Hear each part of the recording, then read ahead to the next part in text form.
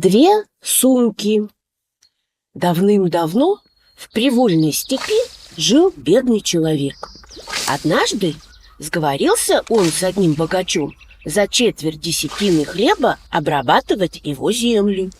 Стал он работать на этого богача, работал до глубокой осени. Когда же подошло время жатвы, выпал большой иней и заморозил долю хлеба бедного человека. Оказалось, что бедный человек проработал даром весь год. На следующий год он пошел к тому же богачу и договорился взять на работу полдесятины, но уже из середины полей хозяина. Когда подошла осень, снова заморозила хлеб бедного человека. А хлеб у хозяина опять уцелел. И на этот раз бедный человек ничего не получил. «Что за чудо? Почему у богатого не заморозило хлеб, а у меня заморозило?» – подумал бедный человек.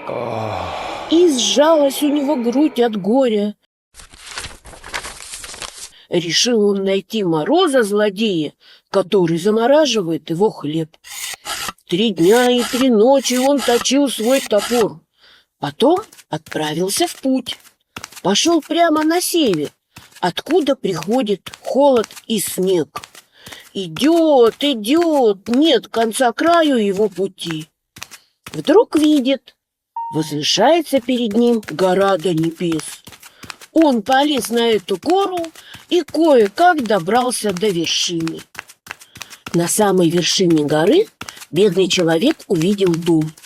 Заходит, а перед ним серебряный стол, на столе всякие кушанья.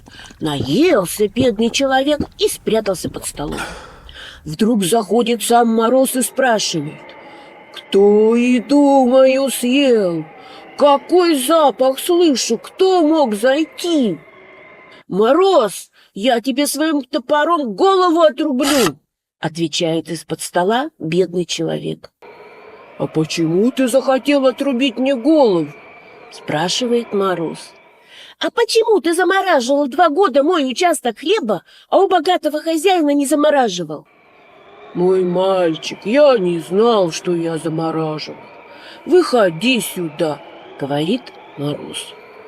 Когда бедный человек вылез из-под стола, Мороз посадил его за серебряный стол и начал угощать. «Ты не сердись, я тебе дам такую вещь, чтобы ты до самой смерти не голодал и не мерз», — сказал Мороз. И дал он бедному человеку сумку. «Эту сумку откроешь, когда нужно будет».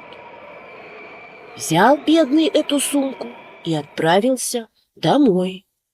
По дороге он очень проголодался и замерз. Открыл сумку. Из нее вышли 2 девушки и расставили перед бедняком богатую еду. Накормив его, они опять зашли в сумку. Пришел он домой и опять открыл сумку. Вышли те же девушки. Выбросили из дому все грязные рваные вещи и наполнили дом всем новым и красивым. Ни в чем не стал нуждаться бедный человек.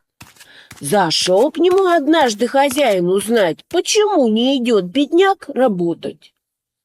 «Откуда у тебя такое богатство?» – изумился он. «А разве я должен всю жизнь быть в нужде?» — гордо отвечает бедный человек. Зависть одолела богатого.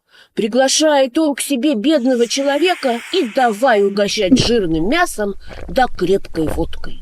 Напоил он бедного человека и начал расспрашивать. Не удержался бедняк, раскрыл свой секрет. Тогда богатый человек с женой стали еще усерднее поить его водкой, развлекать да уговаривать. Бедный человек от таких почестей совсем потерял рассудок и отдал богачу подарок Мороза. Потерял свою волшебную сумку бедный человек и стал жить прежней жизнью. Он снова голодал, мерз и, как прежде, плакал и горевал.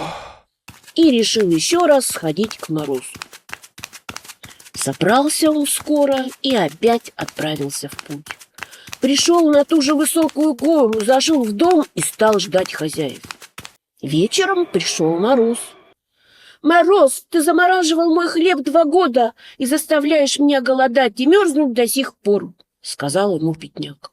«Друг мой, я же тебе дал вещь, которая могла тебя всю жизнь кормить и одевать». «Богатый человек обманул меня и отобрал ее. Убей меня или спасай».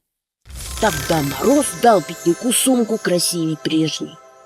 «Эту сумку передай богатому, а свою возьми обратно». По дороге Бедняк устал, проголодался. Не вытерпев, открыл он сумку. Из нее вышли 2 дюжих краснолицых парня и давай лупить Бедняка. «Вот тебе, вот тебе, вот тебе!» Бедный человек быстро закрыл сумку и пошел домой. Отправился он к богатому соседу. «Откуда приехал?» – спрашивает тот.